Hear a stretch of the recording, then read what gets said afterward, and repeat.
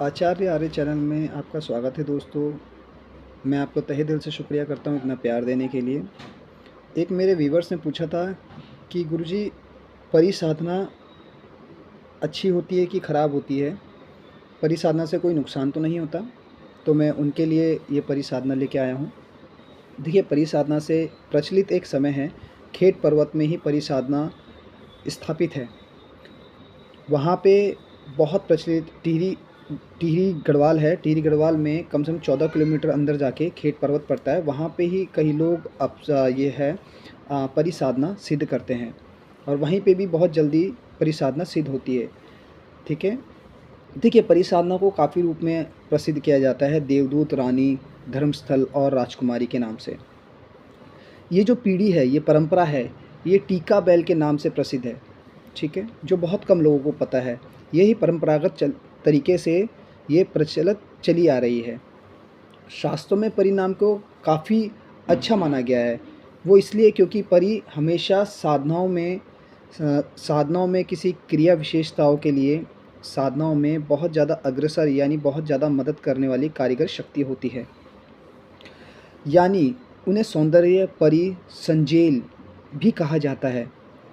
ठीक है। साधना का जो प्रतिव्रत यानी साधना का जो समय और जो समय सीमा बांधी गई है, 15, 17 दिन, 19 दिन, 21 दिन, 51 दिन की ये साधना होती है। जिसका जितना अच्छा हो रहा होगा वो साधना उतने ही जल्दी शीघ्र साधक को प्राप्त होती है। नए साधकों के लिए तो यही बोलूँगा, 21 दिन और 51 दिन की ये साधना में वो साधना सिद्ध कर सकता है। ठीक है। साधना से पहले आपको आचमन मंत्र करना पड़ता है, जो होता है शुद्धिकरण मंत्र। शुद्धिकरण मंत्र आपको बता देता हूँ। ओम अपवित्र पवित्रो वह सर्वस्था गतोपिता यह समृत पुनरीक्षा सह भ्रप्तः भयंत्र शुत्र्य। ये जो होता है आपका जो मंत्र होता है, ये आपका मंत्र होता है। आपको आचमन जो मंत्र बोला जाता है, शुद्धिकरण जो मंत्र होता है, ये शुद्धिकरण मंत्र आपका कहलाया जाता है। देखिए, मैं आपको एक चीज़ बता देता हूँ। साधना को आप बहुत ध्यानपूर्वक साधना कर सकते हैं। मैं ये नहीं कहता कि आप पहाड़ों में जाइए, जंगलों में जाइए, वीराने में जाइए। आप एक एकांत कमरा चुन लीजिए, उसको स्वच्छ कीजिए। उसमें आप स्वच्छ करने के बाद अपना जो सामग्री होती है, सामग्री लेके आइए खुद। उसमें आपका कोई यंत्र की ज़रूरत नहीं होती, सिर्फ मंत्र से ही ये साधना सिद्ध हो जाती है। आपका दिल अच्छा है, आप स्वच्छ हैं, आप बिल्कुल सही हैं।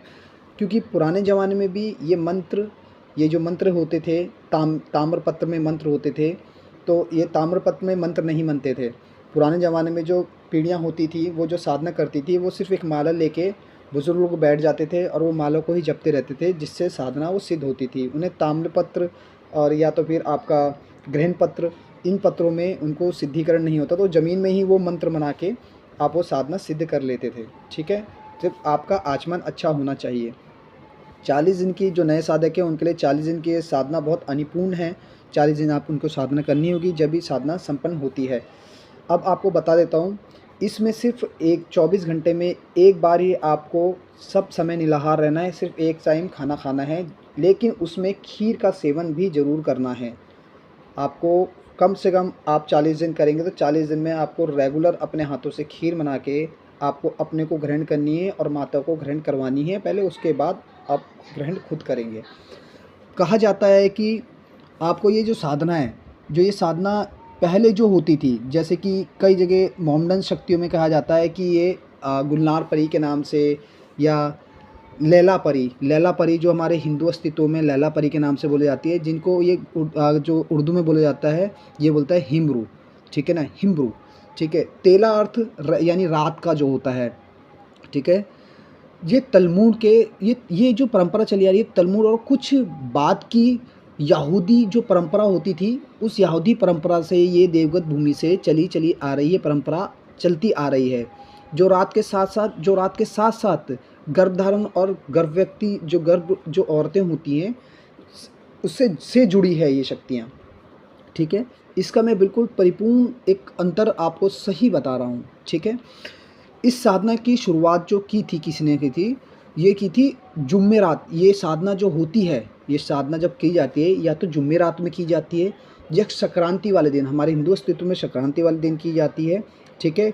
या आप प्रथम कोई भी आप युग होता है, जैसे बोलते हैं शुक्रवार युग, प्रथम युग जो आया हुआ समय होता है उसे शुक्रवार युग बोलते हैं, जिससे आप बड़ी बाती उसे जानते हैं, से करी जाती है। इसमें क्या करते हैं, अब इसकी विधि बताता हूँ। चमेली के तेल का दीपक जलाएं, ठीक है, जलाना ही है आपको। एक लाल सिगराफ, सिगराफ होती है एक लाल, वो अपने पास रखनी है और घेरा लगाना है। जब ध्यान में बैठे हो आप, तब तक साधना पूरी नहीं हो जाती, तब तक उस घेरे को ना ही तोड़ना है, ना ही उस घेरे से आपको उठना है, ठीक है। अपने पास चमेली या गुलाबी फूल रखने हैं शांति के लिए। ये आचमन शांति होती है। कोई भी चीज़ अगर अग्रसर होती है, जिस परी को आप बुला रहे हैं, अगर वो गुस्से में अगर आती है, तो चमेली का अगर आप अपने पास चमेली का तेल या गुलाबी फूल रखेंगे, तो उससे क्या होगा, उससे खुशबू से वो सम्मोहन हो जाएगी और शांत हो जाएगी, ठीक है।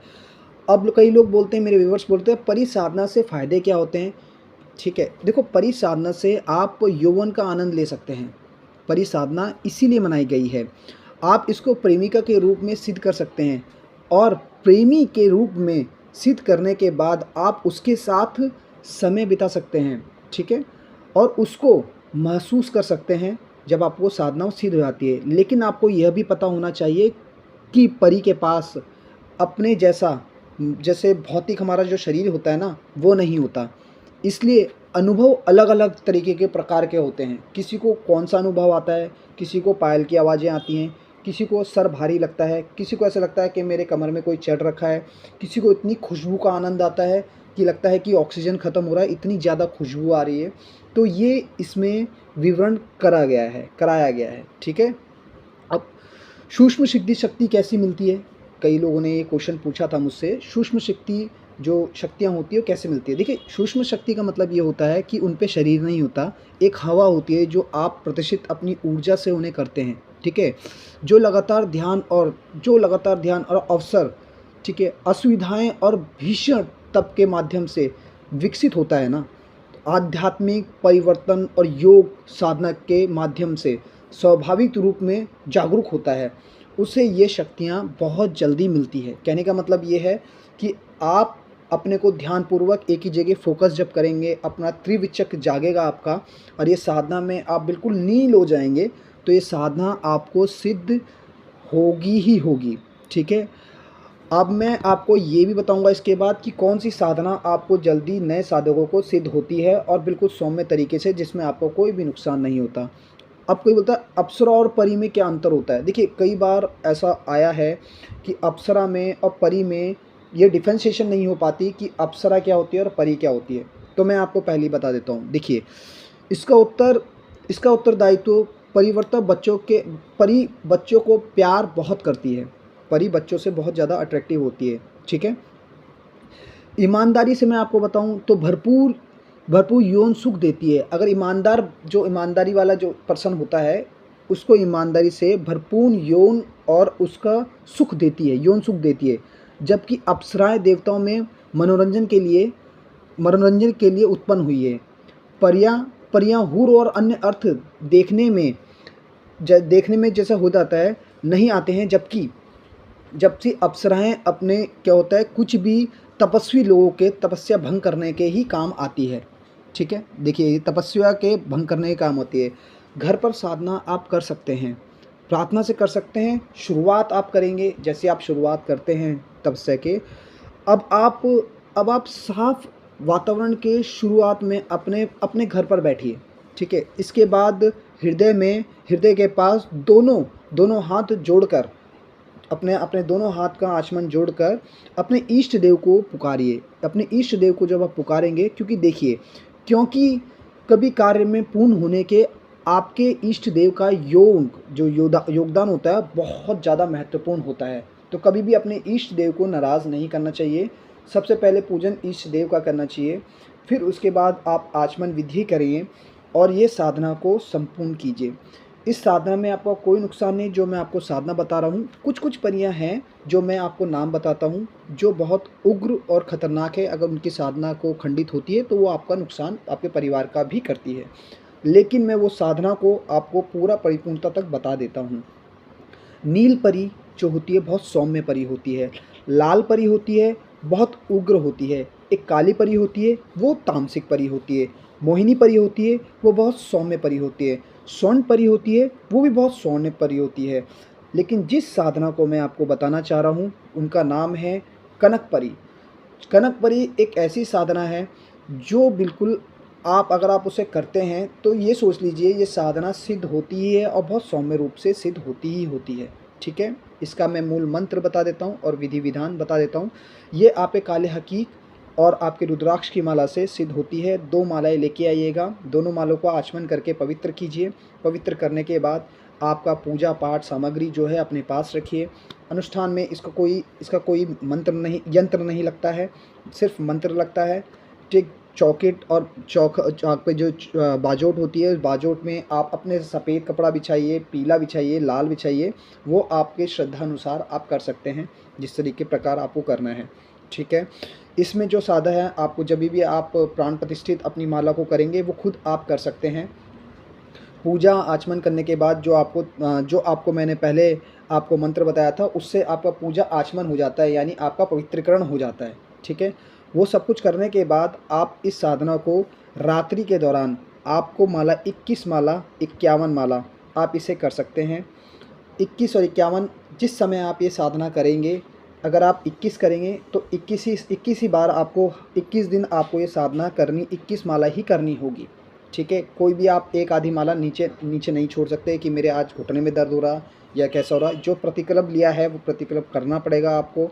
ठीक है, और इससे पहले प्रतिकल्प करने से पहले जो ये साधना है इसमें क्या आपको आचमन करने के साथ साथ जब आप आचमन करेंगे तो आपको संकल्प लेना है। संकल्प आप 21 दिन 51 दिन का संकल्प लेंगे तो उसी संकल्प के दौरान आप जो माला का बोलेंगे, माला के बारे में बोलेंगे तो माला अपना गोत्र, माला, नाम, हर चीज़ लेने के बाद आप उतने ही दिन आपको हर दिन प्रतिदिन प्रति रात 21 माला तो 21 माला करनी होगी, 51 माला तो 51 माला करनी होगी।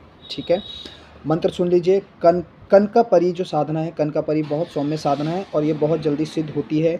ओम ह्रीम कनकपरी स्वाहा, ओम ह्रीम कनकपरी स्वाहा, ओम ह्रीम कनकपरी स्वाहा, ओम ह्रीम कनकपरी स्वाहा। ये मंत्र मैंने आपको बोला है, इस मंत्र को आप कीजिए। और इस मंत्र में आपको किस माला कीजिएगा? रुद्राक्ष की माला या काले हकीक की माला होनी चाहिए। और ये साधना 21 और 51 दिन में सिद्ध हो जाती है। ठीक है, उम्मीद करता हूँ दी गई जानकारी से संतुष्ट होंगे आप। अगर कोई भी असुविधा आपको होती है इस साधना के दौरान तो आप हमसे संपर्क कर सकते हैं, निःशुल्क है, कोई चार्जेस नहीं है। अगर आप आगे बढ़ेंगे, इस परंपरा को आगे लेके जाके औरों की मदद करेंगे तो यही हमारा प्रतिकल्प है कि हम आपकी पूर्णतः मदद करेंगे। अपने परिवार को हमेशा सेफ रख के साधना कीजिएगा, यही आपसे मैं एक रिक्वेस्ट करता हूँ। इतना प्यार देने के लिए धन्यवाद। उम्मीद करता हूँ दी गई जानकारी से संतुष्ट होंगे। धन्यवाद।